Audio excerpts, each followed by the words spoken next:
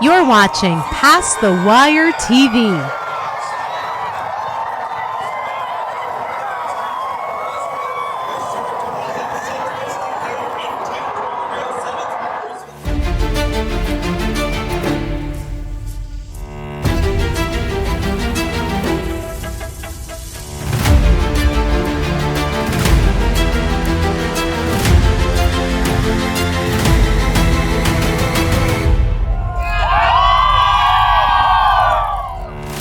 One of my favorite times of the year in horse racing, as it is with most people who love the sport of kings, is the weeks leading up to the Kentucky Oaks and the Kentucky Derby and Kentucky Derby weekend.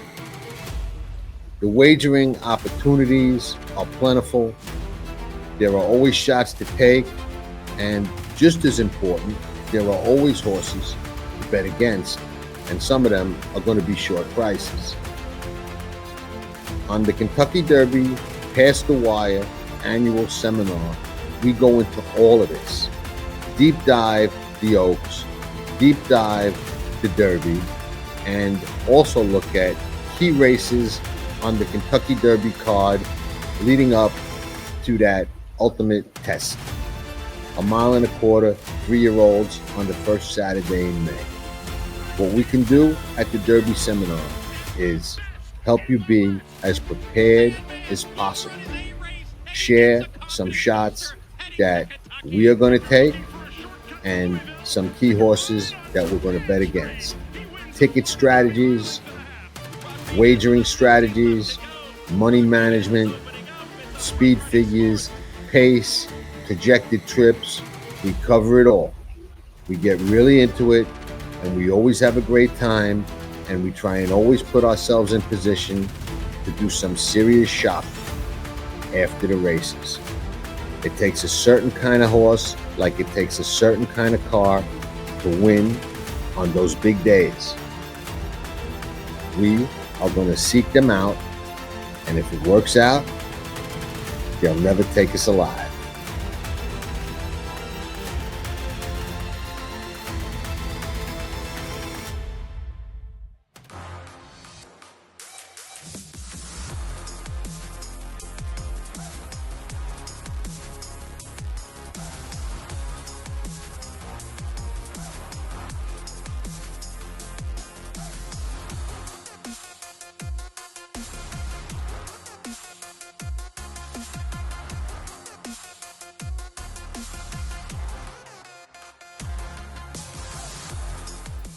Hello, everybody. Welcome to what's kind of become an annual show with Dan Cronin, FBG, Fatbaldguy Racing, Ed DeRosa, currently with Horse Racing Nation, but has a vast resume in the sport of kings. And we're ready for some Kentucky Derby talk. I guess anybody who's stuck with us this long wants to hear about horses now, right? Right. Yeah, well, good thing with YouTube, you timestamp when we actually talk about this. So if they need to flash forward, absolutely, they're going to land. Well, we're 15 minutes in and we're getting to the horses. So apologize. We like talking racing and everything that surrounds it. So bear with us. I guess we'll just run down the list and give our thoughts on everybody on the list in the order that they're there. Obviously, we don't know post positions yet, but we know who's probably going to be in the field with a couple of exceptions. Let's start with first horse on the list, who's Burnham Square. Dan, you can hit leadoff. All right. I think he's one that's got a chance. He's one of the secondary ones, but, if the pace melts down like I think it's going to, he's one that's going to come running. His numbers are improving. A lot of the Rags guys are going to like him because, as they like to say, he paired 8.5 his last two starts.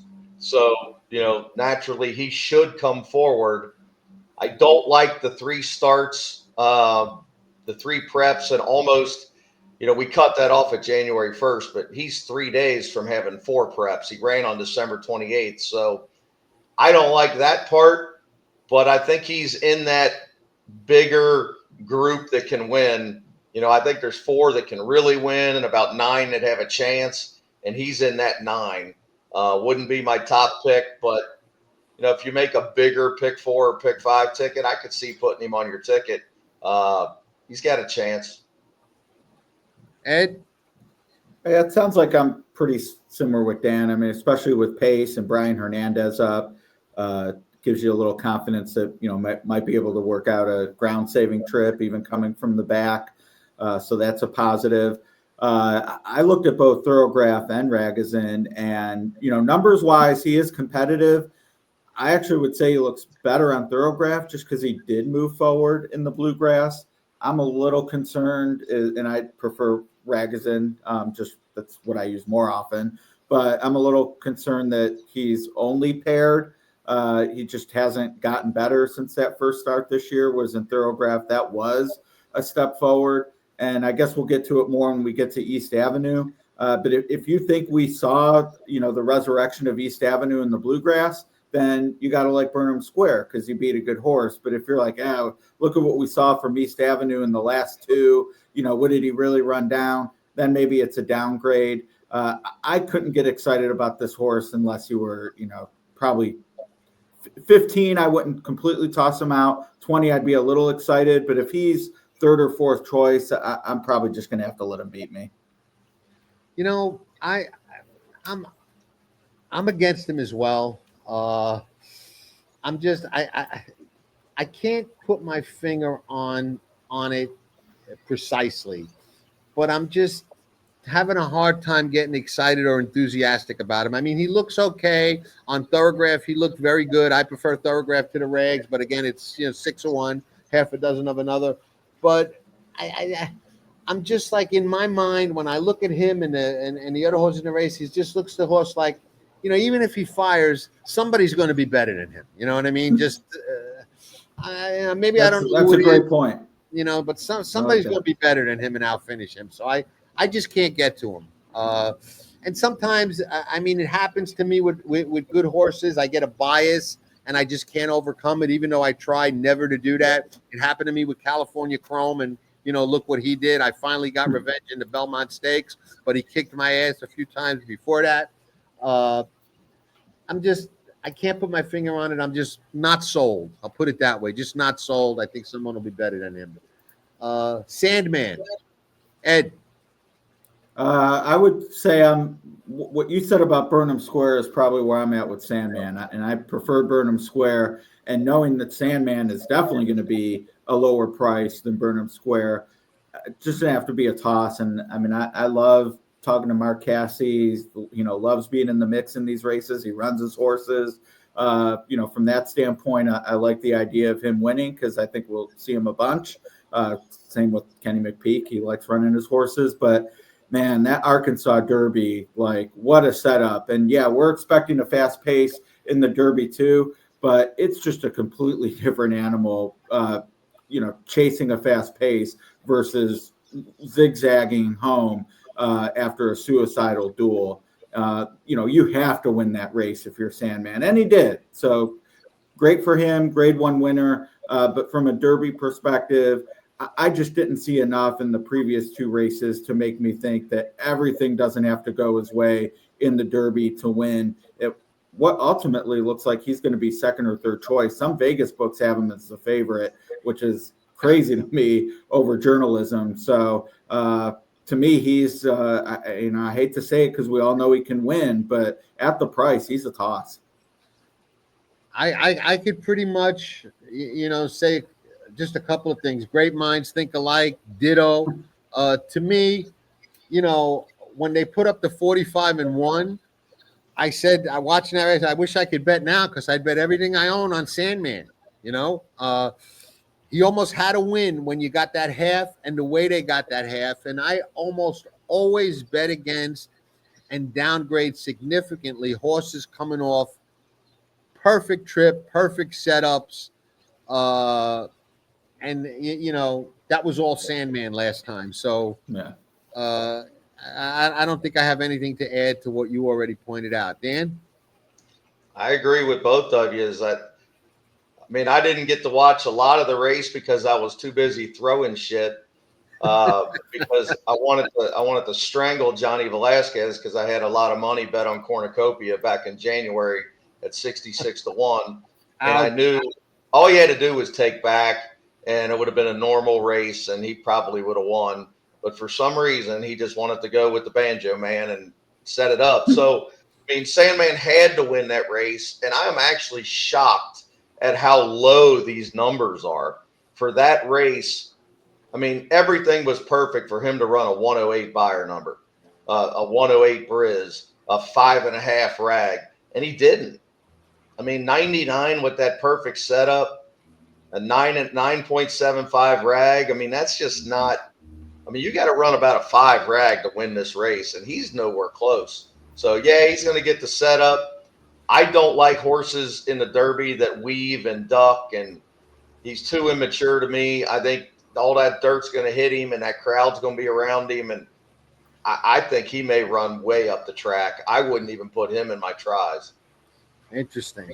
All right, now we go to who the real favorite is going to be, journalism, and I'll lead off with him. I guess we'll keep it in that order. I was talking to, with Dan before we went on the show, and I said, you don't get anything extra except maybe bragging rights or whatever. But I said before the horse broke his maiden on the very first Kentucky Derby radar show that we did, watch journalism, Derby horse written all over him, and now everybody likes him.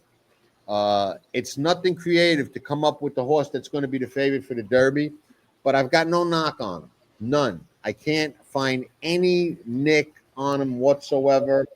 Obviously, we don't know post. We don't know pace. We don't know any of that, but it looks like there's going to be a legit pace. There usually is in the Derby. I think his 2 races this year, both, I mean, the Los Al race was great. That long stretch, I think, helped him a lot, closing out the 2-year-old year. Comes back into San Felipe under no pressure to win, just wanted to get a race into him, exploded. I think what happened to him last time, being pinned on the rail and having to get, shuffled around and some dirt in his face and couldn't get out when Umberto wanted to get him out. I think that's going to benefit him come first Saturday in May. He's a curlin. He's full of run. He reminds me when I look at him race and run of a past Derby winner named Barbaro, who looked as pretty as I can remember coming down the lane as any horse. And he doesn't remind me of a Ferrari. He kind of reminds me of a Rolls Royce. And if you've never driven one, I can tell you this: Rolls Royces are big, heavy, beautiful, luxury cars, like a living room. But when you press down on the gas of a Phantom, thing weighs a ton and takes off like a jet, And this horse to me is like a Rolls Royce. He's just a beautiful, beautiful animal. I got no knock. I think he's the legitimate favorite, and I think he's going to be tough to beat, barring a clunker. And a lot of time we've seen, the Derby best horse just come out and just not fire, But I don't see him like a Sierra Leone type of horse where he gets in the mix and just doesn't get it done. I think, barring something fluky like a really bad trip or just a non-fire, he's the most likely winner. Yeah, I agree with that. If I'm Mike McCarthy, I'm hoping to draw the 16 through 20, stay out of trouble. He's the best horse. His stride's incredible. He reminds me of I'll Have Another or Barbaros, same thing, that unbelievable stride, to where he's got the tactical speed. The numbers are just so much higher than everybody else's on the Briz and Buyer. If he runs a 108 or 110, he's going to win. Now, I don't understand this last race rag number. I wouldn't have given him a 9.25. I thought the race was just as good or better than his last 2 races. I think he's getting better. He got dead stopped. The rider had no choice. He was stuck. The rider on Barnes was race riding him, not letting him out. Baeza got the jump on him, and he still went easy.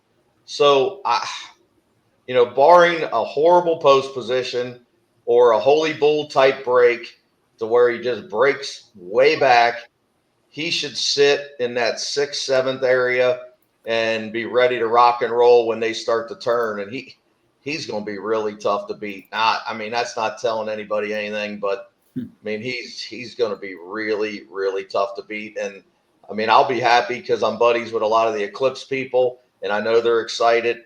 And I know Coach Davenport's real close with Mike McCarthy. So, you know, we got connections. So I'm rooting for him. But, of course, we're going to try to beat him on a couple tickets. But I'm with you guys. I mean, he's going to be tough, man.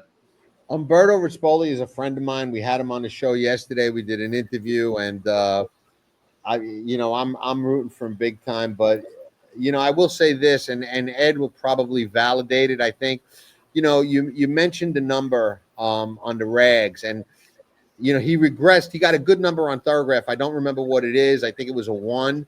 But before that, in the San Felipe, he run a 0.5 negative number, which was really fast. And if he runs back to that, the race is probably for second. But the thing of it is, the reason for the number, I think, and for the regression on Thoroughgraph and for the number on rags is, they put so much emphasis on ground loss and ground trip. And that time that he was pinned on the rail, they're just watching him on the rail and not losing any ground and downgrading his number because he's not wide. Had Umberto got out and took him in the 4-path and he win the race that way, he might have gotten a better number. So sometimes you got to read a little bit between the lines. Ed, I mean, you've been using the sheets a long time, so I think you would agree with that assessment and that explanation as to why the number might not be what you might think it would be. Absolutely. And, I definitely was a little discouraged by the 9 1/4. I mean, that was a step back off a lifetime top. So, that is sort of, oh man, he had a career best and went backwards. So if I were against him, that's what I'd be pinning my hopes on, that he actually is moving backward. But the encouraging thing, and we all like him, so I guess we'll see where the price ends up. But for better or worse, this horse is not going to be 2-1. And to me, his resume is worthy of being 2-1, and he's not. And, part of it, maybe it's because he's trained by Michael McCarthy, who I consider a world-class horseman, but it's not the same as if your last name's Baffert, Pletcher, or Cox. So maybe you're getting a little bump there. Umberto Rispoli, world-class jockey, no issues with him whatsoever being in the spot. But he's not a Rod Ortiz or Flavian Pratt. So maybe you're getting half a point because of that. And all said and done, yeah, the sheet could be better, but he does have the fastest number and the eye test. And, I don't know a lot what I'm looking at in the middle, but the extremes I feel pretty good about knowing when I see a good horse. And he passes that test for me, both in the San Felipe with that winning move and getting out of trouble in the Santa Anita Derby. So I am going to be price sensitive. If I do think he's going to be 2-1, it won't be a all-in situation. But at 3-1 or 7-2, I think you could start thinking, yeah, this is the one to pin my hopes on. I'm glad you said 2-1 because I value you as a good odds and stat guy. And when I kind of looked at this race objectively, I thought, to me, the way I handicap and look at the race, I think he's about a 9-5 type of horse. Now I know he's probably not going to be that, and you're probably right. He's going to be a 3-1, 7-2 favorite, which is good. But the way I handicap, I say, he's like a 9-5 horse in this field. To me, to my way of looking. Yeah. So that's very close to 2-1. Just to sliver away. And if you think he should be that, and he's 3-1, that's go time. Yeah, that's value. And I agree with everything you said about Michael and Umberto.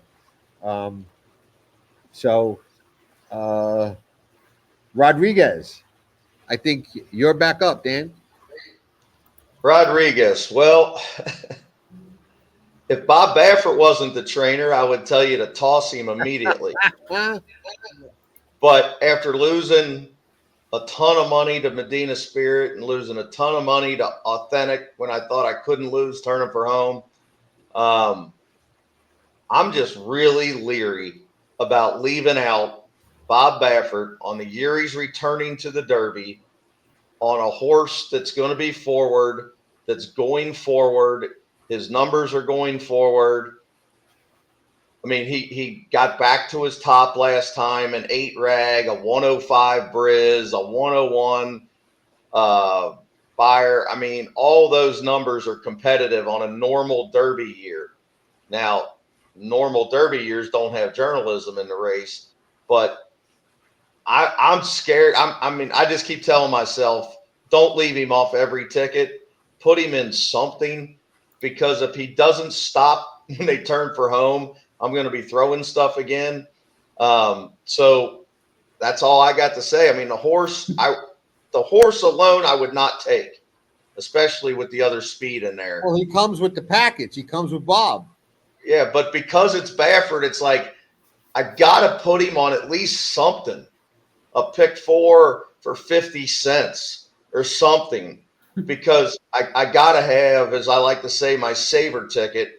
He has to be on that ticket. The main ticket, I just can't see him winning, but it's Bob. Ed. It sounds like I like him a little more than Dan. I don't know what the plan was in the starts 2 and 3 back, and there were good horses involved there, but we didn't see him even remotely attempt the trip he got in the Wood Memorial in either of those 2 races, and sort of get it. Barnes and Citizen Bull got that trip, and when Rodriguez did, he won. So I see it as a positive. I'm curious what the tactics will be, on May 3rd, if it's, a gate to wire situation again. But I thought Captain Cook is a good horse. At Derby, I was concerned for him because of the 10 panels, but he was a 9 furlong winner, and he had no response for Rodriguez. He could not even get to his neck, let alone keep up behind him. And the Linda Rice horse was supposed to go, Sand Devil, and he was nowhere. So from a pace perspective, this horse has it, and others are going to run with him, so that's a fly in the ointment. But similar to Dan, I'm not going to let him beat me on anything where I go past journalism, assuming he's the right price.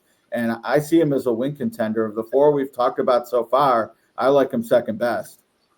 And interesting. And a couple of things I'll add. I agree with both everything that you both said. I will point out that he is 1 for 1 with blinkers off. I'll also say that, Ed, you said other speed is going to run with him. How many races do we see, the Wood Memorial being an example, where you think horses are going to run and one horse winds up getting out there and, he's 2 in front and everybody's thinking he's going to come back and they don't. I mean, that's a good point. It just happens a lot. When we saw it with his sire, Authentic, exactly. It was a September Derby, but exactly. It brings me to what I'm going to say about him, and it agrees with both of you guys. When Authentic was on the lead that day, I knew I was in trouble because it was Bob clear in the Derby, and I'm like, I'm not. And I was alive for a lot of money. I think that was the year I was alive for $1 million with Patrick Biancone's home in the pick 5 and pick 6, and $500,000 with the horse Mike Smith rode, Honor AP. I think it was that year. And I knew I was dead. I said, they ain't going to catch this horse. I made a big blunder here. And I decided that day, I am never letting that happen to me again. I am never having Bob in front by 2 in the Kentucky Derby, and he ain't on my ticket, because it's a horrible feeling. Yes, it ain't a good feeling. It's if I lose, I'd rather lose late than early. I don't want to be tearing up at the half-mile pole knowing. Yeah, you want the thrill. You know what I mean? Yep. I think you got to respect him, man. Like you said, first year back, make a hell of a story. I thought it was going to be Cornucopia and that got him back and on the lead, but it's not. It's Rodriguez, who is highly regarded early, had those couple of races that Ed pointed it out where we're not exactly sure what went wrong. But I like the fact that he's 1 for 1 without the blinkers, coming in confident, and, could wind up I hate that term, but the speed of the speed, or just the horse that goes and everybody says, well, let's sit back here, which you would think some of these riders would know by now. Hey, if you're sitting 2 lengths off Bob and letting him go, you're not going to go get him. But we see it all the time. So, like you said, tough to beat journalism, but if you're going to start shopping, he's got to be one of the ones that you consider very strongly. So I think we're all in agreement. Sounds that way. Ed, Tistastic, take it away. This is one I don't get the money that showed up. I've seen 15 to 20 to 1, and to me, he's just not in that grouping of even your Burnham Squares who might be around there. Louisiana Derby came from the clouds. Brisnet has that as a super fast pace, maybe not quite Arkansas Derby level. I guess you could say, well, we know he'll like the distance, having won at a mile 3/16. But I just think this has the feel of an overbet horse off winning the final prep. People like to see the ones, especially recently. It's not certainly going to be a complete shock if he's picking up the pieces late. We've had more unlikely winners, so I'm not trying to say he can't win, but certainly the money he's taken, whether the Vegas books or that final Kentucky Derby pool, I just can't see myself being remotely interested in taking that kind of price given his numbers. And again, we're saying there is going to be pace, so you'd say, well, it's an ideal setup for him. But looking at what journalism has done with the middle move and then still having fast late pace numbers, that buries horses like Tistastic. He's just not going to get a jump on that horse, and he's not going to catch him late. And it's just not worth a gamble at 15 or 20 to 1. So I'm out. I tend to agree. Yep, I'm out. All right. Fantastic. Fast one. Okay. I agree with just about everything you said, Ed. I did like him in the Rebel when he didn't fire, and of course I didn't like him in Louisiana when he did. But yeah, that was me with Rodriguez. I bet him in the Lewis and the San Felipe, thinking, okay, Bob's going to let him loose, and then got off him when Bob did let him loose. All right, Tappan Street. I think I lead off with him. Hard to knock a lightly raced, improving Brad Cox horse. Just hard for me to knock him. I think he's going to be sitting in the right spot. I think he's improving. I don't think the lightly raced or inexperienced angle is as important as it used to be. A la Mage, Justify, and maybe some others too. But off the top of my head, they come to mind as lightly raced Derby winners. I think he's a serious horse and improving, and is definitely one that I will be considering. Again, do I like him as much as journalism? No. Do I think he's that good? No. But I do think he's good, and I do think he's getting better, and I have a hard time dismissing him. I feel pretty much the same way you just said. He's getting better.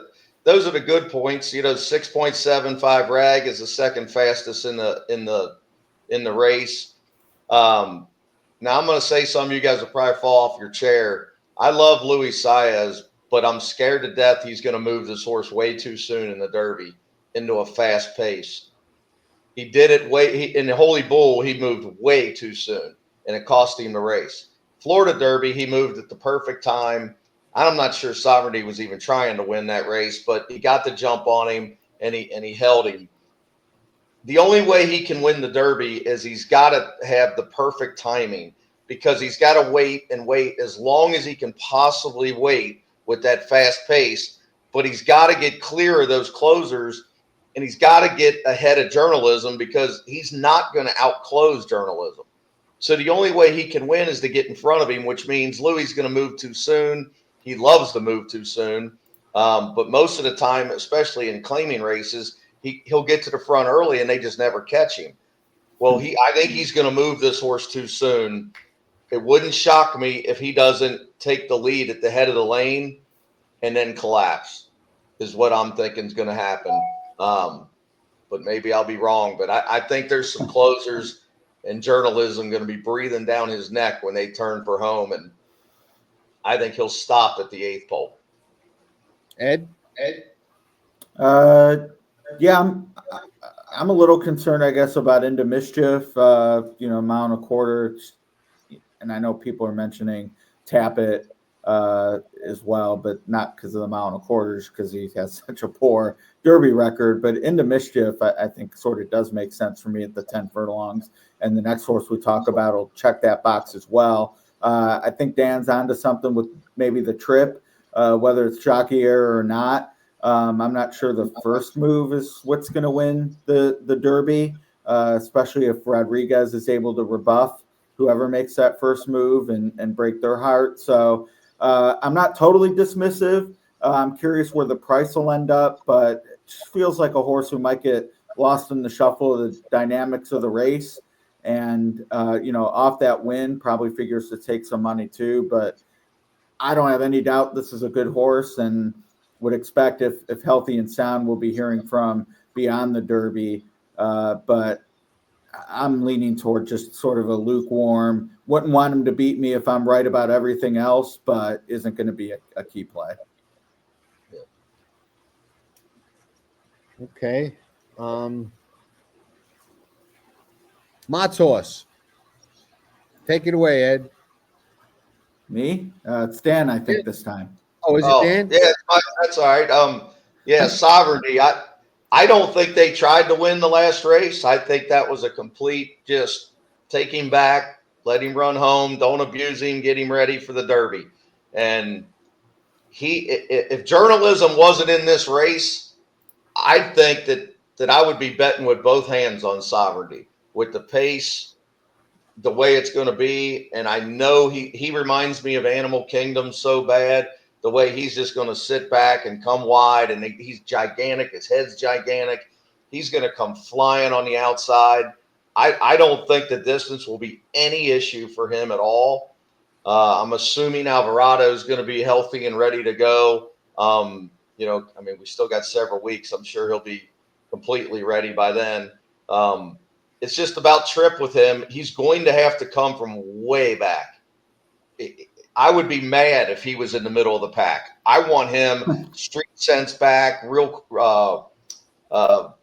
orb back, mind that bird back. I want him way in the back, because when it collapses, the only chance he's got to beat in journalism is he's got to swoop him on the outside and just run his butt down, because his stride just keeps lengthening and lengthening. But I think he's going to be on my short tickets. I'm hoping I can get 6-1 or so on him. I think there's enough other options, especially if Baeza draws in. I wouldn't want 3-1 or 4-1, but I think 6-1 will happen. He paired 6.75 Rags, so everything is screaming that he's going to run somewhere in that 3, 4, 5 area, which can win this race. So I have to have Sovereignty on my short tickets. Ed? Yeah, I'm pretty much in agreement. I guess my one concern would be, I'm not looking to double the cost of everything by using the second choice if I'm on journalism. So I'm going to let the board decide, maybe which one is the lean based on if there's an overlay there. But I think he'll be higher than 4-1. Dan said, between Baeza and Rodriguez and just other options. It just doesn't feel like we're going to have two horses that would pay less than $10. This is one of the few, and Tappan Street being another one, so the Florida Derby, I guess. Thoroughgraph and Ragozin pretty much agree. Both horses move forward in their race before the Florida Derby, and then they have Sovereignty pairing and Tappan Street moving forward again. But from that standpoint, I like Sovereignty a little more than, say, Burnham Square, because the 3-year-old numbers are quicker than what he ran as a 2-year-old, whereas Burnham Square doesn't quite have that development. And if Mott gets this horse to move forward again, he's one of the ones, absolutely. So I'm going to, just pay attention to the board and, not want to put myself in a position where I'm overextending on the chalk and second choice. But journalism and sovereignty have earned those mantles, and it's just going to come down to which one I think is the better price in terms of a lean. But if you were to tell me for your life a show bet, I'd probably actually lean sovereignty over journalism. We're in agreement. And with sovereignty, there's something that you guys didn't mention that I kind of value highly and jumps off the page at me that we didn't mention. We're talking Can a I lot take a guess? and moving forward. Yeah, absolutely. Want to race at Churchill? Yeah, that race at Churchill just kind of jumps out at me, Yeah, as a maiden. Yeah, so right. Mott was a believer. Exactly. 5-length win as a maiden in the street sense, grade 3, race over the track, first time around 2 turns, went off the favorite that day. And I mean, not to be a cliche thrower, but we know he likes the racetrack, Yeah. I mean, and that, sometimes those kind of, I don't know that intangible is the right word, but those kind of things that get a little bit overlooked with numbers and, deep analytics mean just as much, so that kind of jumps out at me. So I'll add that, to Sovereignty's resume as another reason why he's absolutely a serious player. I will say the Fountain of Youth, I thought, was a little bit of an overrated race because they had that huge run up that day. And, I was originally impressed because I'm like, short stretch race at Gulfstream Park, coming off the pace to win. You got to be a serious racehorse to be able to do that. But then I looked at the run up and it was about a half a mile. So I'm like, you know what? It's not really a short stretch race and it's not really as good as I thought it was. But he's legit, and I don't mean that as a knock. So we can go forward off there. Final gambit. Who's up? I'm up. Go ahead, Ed. I mean, maybe this one wakes up on dirt, and it's funny to say that off a win, but the numbers just aren't there. And given the question mark regarding dirt, and it's not like Brad Cox doesn't have access to any condition book he wants. There's a reason this horse debuted on turf, wintered at Turfway, and I'm just going to have to kind of trust that reason because I've heard some buzz on this horse, and not from randoms. I mean, we all have certain handicappers we respect more than others, and a few are on this horse. Not saying they're necessarily a top pick to win, but enough that it's like, okay, he might actually take a little money here. And I just have to let a horse with these numbers for this trainer that has never been on dirt. I'll let him beat me. And yeah, he's going to be 25 or 30 to 1, but can't use them all. And nothing against the Ruby. We all know I've picked a horse out of there in the past, much to my chagrin after the fact. But this one it'd have to be a lifetime best by far on a surface he's never done before for a trainer that has no problem running him on dirt and shipping horses around to get him in the right spot. So I'm a fade. Dan? I want to see how he does on dirt because he might be the next great marathon horse. This horse don't even start running until the last furlong. I mean, I've watched him run all 4 times and he don't get tired at all. I mean, this race might actually be too short for him. So I don't know how he's going to run on dirt. If he's 30 to 1, he's kind of the flyer horse that if you want to, if you're taking 4 or 5 of them in a pick 4 or 5 and you got your buddies in on your ticket, you might want to just toss him on the ticket for 50 cents. Just to say, if this pace is as fast as we think it's going to be, or at least I think it's going to be, something goofy could happen, like Rich Strike, like Mind That Bird. So he would be that horse for me. He's that horse. He's the one that it's Brad Cox, it's Judd Montt. I have no idea how he's going to do on dirt, but I know one thing: he's not going to stop running. He's just not. He's. If they were going a mile and a half at Belmont, I'd have him right on my radar for the Belmont. and for the Breeders' Cup Marathon, because he don't stop. He's just a train. So is it worth a flyer if he's 30-1? Yeah. If he's 12-1 or 15-1, no thanks. I'm glad you said some of the things that you said, because I agree with you. I think if there's a bomb or a rich strike or a fluke in this race, he's the one. And I'll tell you something that also jumps out at me, and it's something I've been following for about 6 or 7 months now. And you know how sometimes you just get on something and it just keeps paying and paying and paying? The horses coming off the synthetic track at Turfway Park have been outrunning their odds and overperforming all over the place. I don't care where they wind up. I don't care what they look like going in. They come off that track and they hit dirt tracks or turf courses all across the country and they explode. They just run. So that track legs them up this year like as good as anything I've seen. I've caught horses since I've been doing this that I would never have used or looked at handicapping a race. Just like, you know what? I've seen so many horses coming off this Turfway Park win. I'm going to throw them in. Bang, 17-1. Bang, 11-1. Bang, 22-1. And so in the Derby, where we know these fluky things happen, like you said, Dan, we get a pace collapse. This horse doesn't get tired. We saw it with Rich Strike, Judmont, Brad Cox, 25-1. Everybody kicking themselves after. How do you not use them? You know, scary, dangerous, sneaky horse to me that I'll say, at worst, you got to say he's a question mark because we don't know what he is on the dirt. I mean, I look at his dirt works. I haven't watched them yet, but I look at them, and they certainly look like he's stepping pretty lively. And you know he trains with good horses because there ain't no other horses in that barn but good horses. Yeah.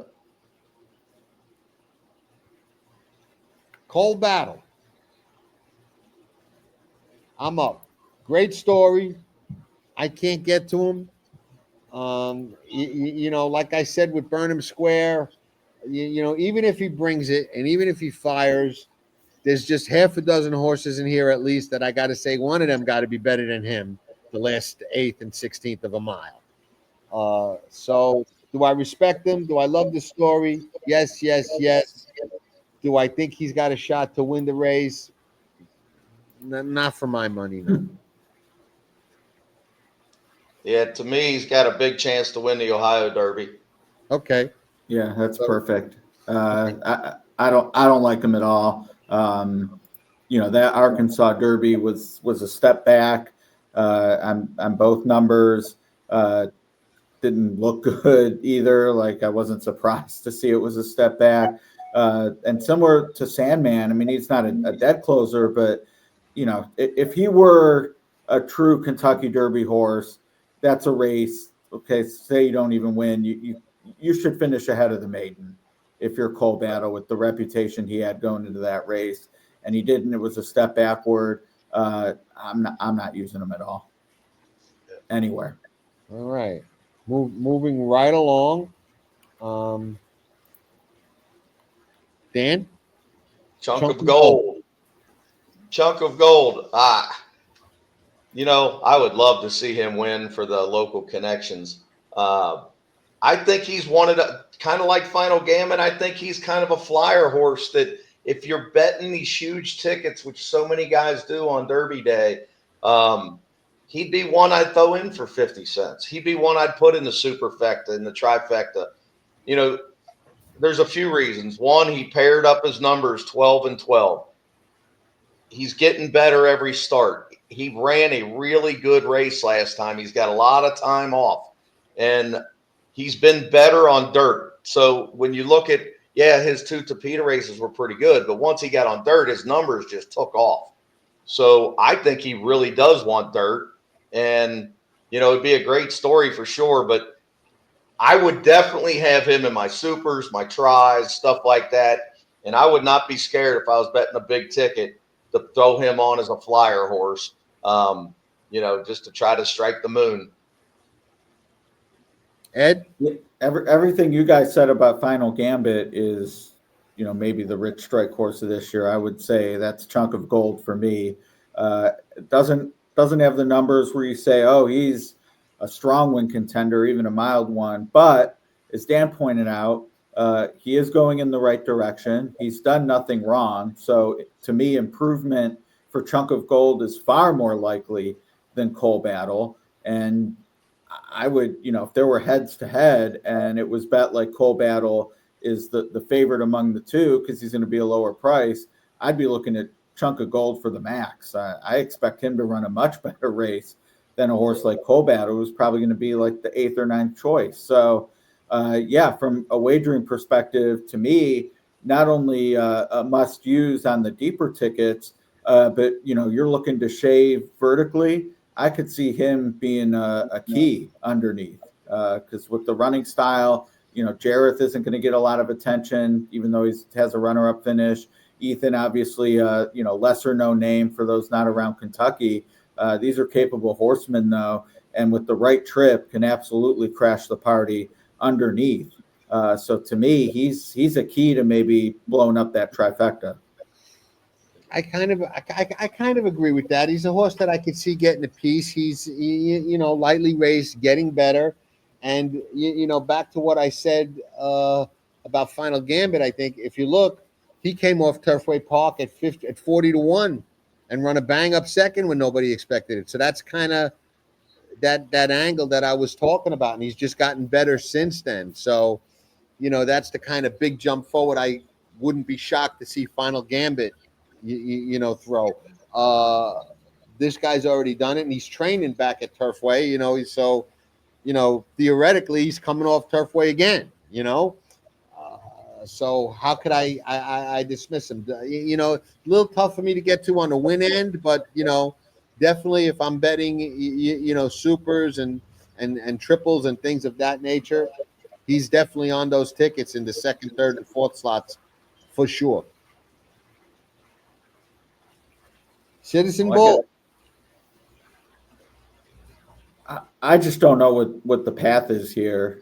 This horse has not moved forward as a 3-year-old, which is, definitely not ideal for classic type races. If he's on the front end, we, have to expect there's going to be company, maybe from his uncoupled stablemates, whether that's Rodriguez or Madaket Road. It kind of felt like last time was the time. I mean, Barnes was behind him, kept journalism pinned in, and Citizen Bull couldn't even muster finishing ahead of Westwood. It's just really hard to see how this horse is competitive on May 3rd. And hopefully, because of, Bob and being champion and Breeders' Cup winner, he actually takes a little bit of money. But I don't give him much of a chance and don't see him hanging around for second or third either. So it's a toss for me. Dan? Yeah, I feel the same way. And part of the reason why I like entries and can't stand it when the same trainer has 3 different horses in the race that are all speed. Because, as a bettor, I don't know what's happening when he stands there with those 3 riders. What if he says, all right, Martine, you got to take back like he did in the Santa Anita Derby, and then with Barnes, you got to really take back and don't even try to win. You got 3 horses in the Barefoot barn. They're all speed. They all want the lead. So how do we know which one he's telling to go to the lead? Does he just tell all the riders, just ride your race? They're not all going to go out there and kill each other. This horse has one chance. He's got to make the lead. But so does Rodriguez. And so does East Avenue. I see no path to where he can win. Unless somehow everybody else takes back and he makes the lead, which God knows we've seen that enough with Baffert. But if I'm going to take a Baffert, it's going to be Rodriguez. It's not going to be Citizen Bull. It's interesting because we're all talking about Rodriguez, and we're kind of leaving the door open for the other Bob to beat us the same way we're saying that Rodriguez, we don't want to let him beat us that way. I know. It's like, how many can you take? I understand, but if you take one, are you taking the right one? You just leave the door open. Somebody's going to come in, So it's I agree, and I'm also leaning towards leaving that door open because, contrary to what we said, I don't believe Rodriguez's only path to victory is on the lead. I agree. Surprised if he sits second or third in a catbird seat and can still win. So, you know, assuming Mike Smith rides him, Mike is not probably going to burn him out if he goes out like that and that happens. He probably will take back and sit in the catbird seat and try it. And maybe those races where he tried that in the past might help him getting back. So the owners of Palace Malice wouldn't like that statement. No, they wouldn't. They wouldn't. But he did set him up for the Belmont with that. You know? Yes, he did. But yeah, I just can't get the Citizen Bull. I don't think I've ever liked him in any of his races. He's never been who I came up with.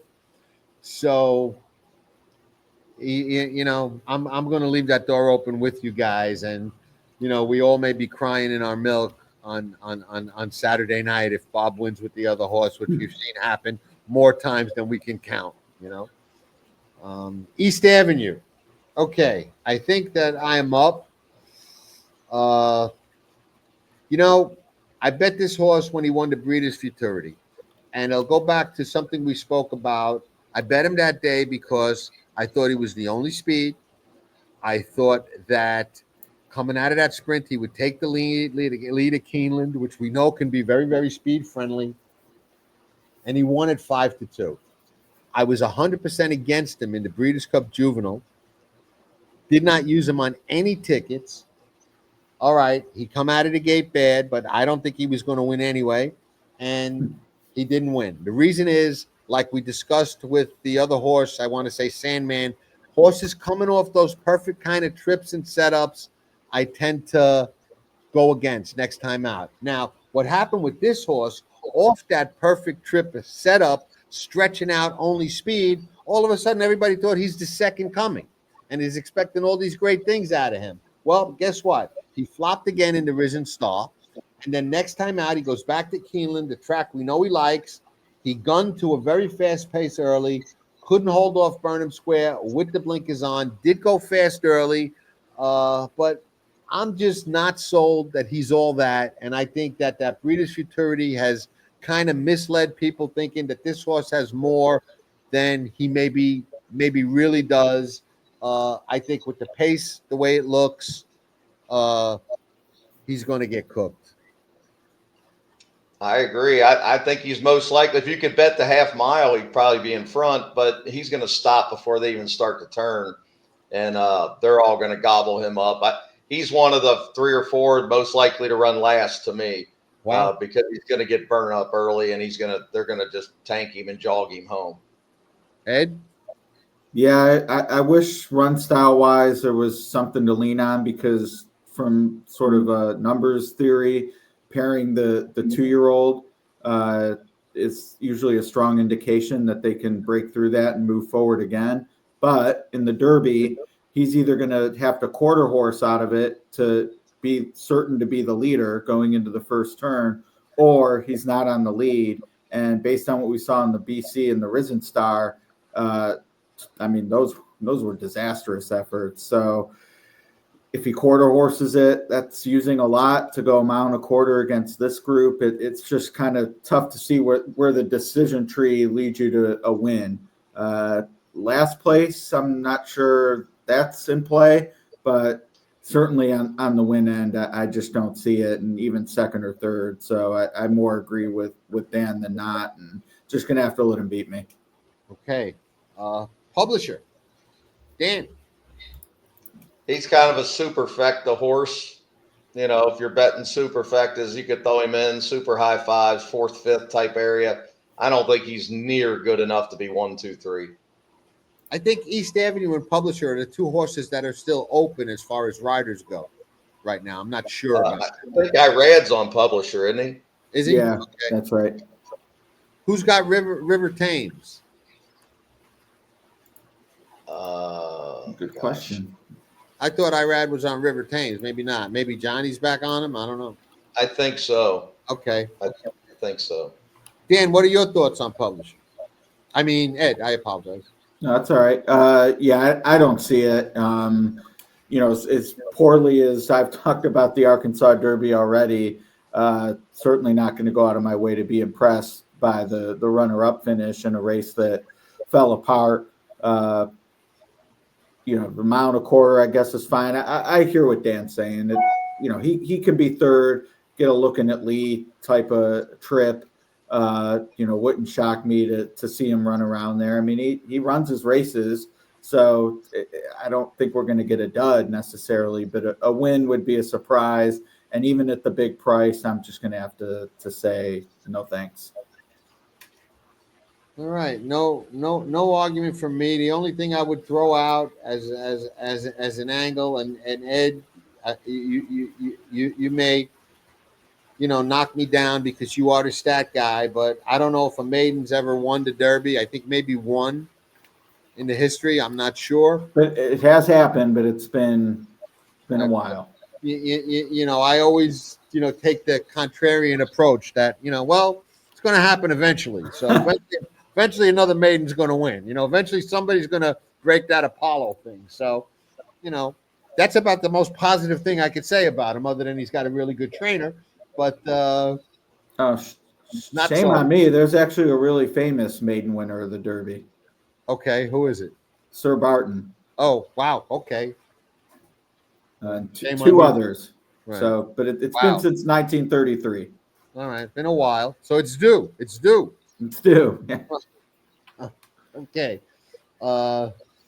American Promise. Ed? Yeah, I mean, another situation of like, okay, what's the path here? Isn't necessarily as fast as any, although Brisnet gave the Virginia Derby a big number. I'm not sure if that's CDI home cooking or what. But even if you believe that was such a big move forward, even off 7 weeks. Hard to see how American Promise replicates it, given his run style. And I think I wasn't alone in shaking my head at what Keith was doing in the Racin Star, taken back from the rail, gave the horse no shot. So kudos to Nick Juarez for a great ride at Colonial. But that ride's going to have a lot of company in the Kentucky Derby, and I just don't see it working out. So, and I don't love the 7 weeks anyway. So, toss for me. Dan? I agree. Complete toss. Might be able to split the field. That's about it. I think he's part of the pace, because I think even if he's not fast enough to get the lead, I think he's an early mover and an early, presser, which kind of assures that fast half and fast 3/4, which sets it up for somebody coming down the lane. So don't like him. Don't like the 7 weeks. Not sold on the Virginia Derby at that Colonial race. The track was like cement that day. So pass. Luxor Cafe. All right, I'll take this, and then I got to get. Okay. Japan, they did run well last year. He's an American Pharaoh. He's running against a bunch of nothing. I don't know. I just don't think he's got much of a chance. I think last year it was a weaker Derby. Fierceness didn't show up. Mystic Dan kind of just grinded his way there. Nobody was really running hard in the lane, and he was just kind of a methodical, he could have won maybe, but I think that this year's Derby's much better than last year, and I just don't see this horse figuring. I mean, if he beats me, he does. I'm not taking him on anything. Ed? Yeah, the negative I'll point out, in addition to what Dan said, I agree with, is I don't like the late ship. They were coming here. I don't get why you would not want to be here, go through quarantine, do all that, train at the track. I'm sure there will come a time when the traveling is just like taking your stable with you. Coolmore is getting there.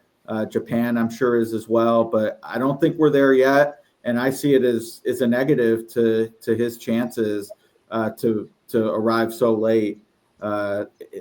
It's just the Derby is different than every other race, and to face 19 others and be here that late off a around the world ship just isn't for me. So yeah, I'm out. And we know they take money.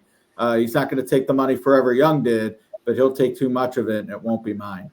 I agree with the money aspect. I think he's going to be overbet. And all right, we covered most of them. If there's anybody left that you guys want to just mention real quick, we can. Otherwise, I think we can wrap it up.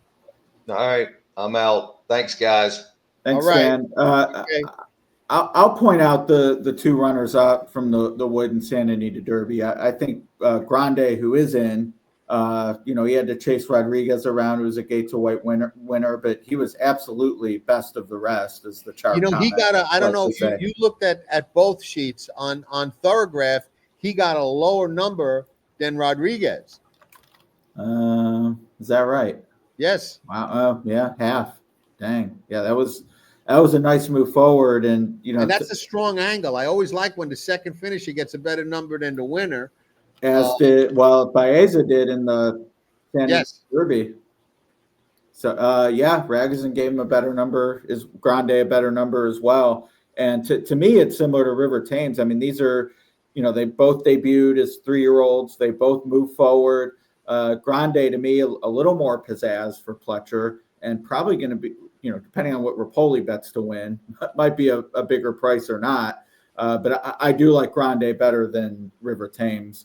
But I really do like Baeza. I mean, my feeling is the Santa Anita Derby was legit. I thought Baeza ran the type of race that could have been a winning race against almost any other horse in this crop, except Journalism. And it'd be a shame if he doesn't get in. So I'm hoping he does. I know a lot of people are always going to be overbet if he does. I don't think so. I think he'll be 10 or 12. I think he's going to be the wise guy horse, but that is 10 or 12. I'm a little nervous about that. Well, that is 10 or 12. Win, but it just was a good race, and a lot of what we talk horses we've mentioned in trips. I don't think we're as good as Baeza's, and I voted for John Sheriff for the Hall of Fame. If he doesn't get it this year, obviously another Derby win would cement it for sure. So I think I voted for him as well. I think I did. So yeah, the fun horse to root for with the connections, but I thought the Santa Anita Derby was the best prep of the season by far. So how do I not take the horse who got the best figure out of it? Yeah, a lot of people. It's funny. On one of the Derby radar shows I did, or one of the shows I did. In the comments afterwards, a lot of people pointed out, and I went back and watched it, and they were right that he really galloped out in the Santa Anita Derby like a monster. He came back again past Journalism, who kind of went towards the outside. All right, it was a gallop out, and Journalism was getting eased up. He did his job, but he really looked like he was first just, getting his lungs into him. I'm glad we talked a little extra, because I would say that Grande and Baeza are both contenders in my book, and both have the ability to, come from off the pace, maybe not that far back, but not that far 6th, back. 8th, 10th, or something like that, where I think you're going to want to be this year. I agree. I guess for sovereignty, as Dan said, maybe you want him further back, and he's shown he's able to do that. But horses like Final Gambit, like that far back, that concerns me against this group, because I think those middle moves, and I call it the orb move, because so many people associate him with having been a closer, and even Mind That Bird.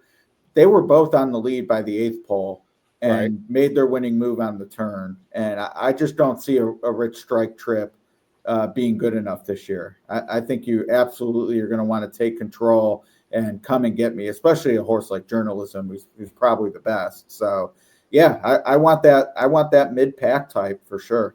Yeah, one of the things I look at when I handicap is how horses finish, and what their last late splits are. And when you have a horse that runs faster late splits than a lot of the other competition, and they get in front, turning for home, it's hard to get past them. Right. It's just you're not going to outfinish them. So if they're already in front, how do you win from there? So exciting time of the year. It'll be here before we know it. That's for sure. I hope we can watch it on the Roberts Network. The whole thing, probably not, right? You got to play musical stations again. Derby, they make you go to NBC. Right. Well, I don't mind just staying on NBC. I get confused when you got to go here and you got to go there. Right. Yeah. Peacock and I wind up starting at 10:30 in the morning, and I'm on the Roberts Network because none of those other people are showing those early races. Then all of a sudden the screen blanks out, and I don't know where to go to watch the race. And there's 2 minutes to post. So wow. We'll see. But always a pleasure, Ed. And, yeah, absolutely, Jonathan. Okay. Let's win some money. Oh, right. I good cheer, Cinch? No. No? All right. I like it. I'm not going to say that. There's a filly in there that I will share. I think is really going to step up. I was very disappointed when I looked at the Thoroughgraph numbers because I thought they'd be better. But I think Ballerina de Oro is a heck of a nice filly and is definitely capable of stepping up to the point where she can be competitive and even win the Oaks.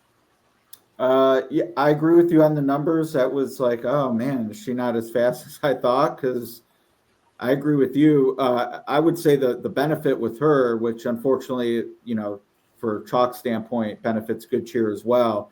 There's a lot of pace in here, and Ballerina de Oro is definitely going to get every shot to be running late. And if you look at her last 2 races, she really didn't have that. The race in Florida, a mile, was not really what she's all about. And last time, what I thought happened, and I didn't get a chance to ask Chad. I was going to ask him, but I didn't get a chance. When she made that move and got to the lead, I think in her mind, she kind of thought she did what she had to do, and that was it, and kind of shut down a little bit. And that other horse fought back, and she had to dig in to kind of get the win. But I think it was more of a mental thing than a lack of talent thing. I don't know if that was contributory to the number being, what it was, but I think it was educational for her, and I don't think we'll see that again in the Oaks. I think she's dangerous. I think good cheer may have a little tussle on her hand that a lot of people aren't expecting. All right, I'll stop this now, and then I'll just talk to you for a second, and we'll be done. Sounds good. Nobody does it better.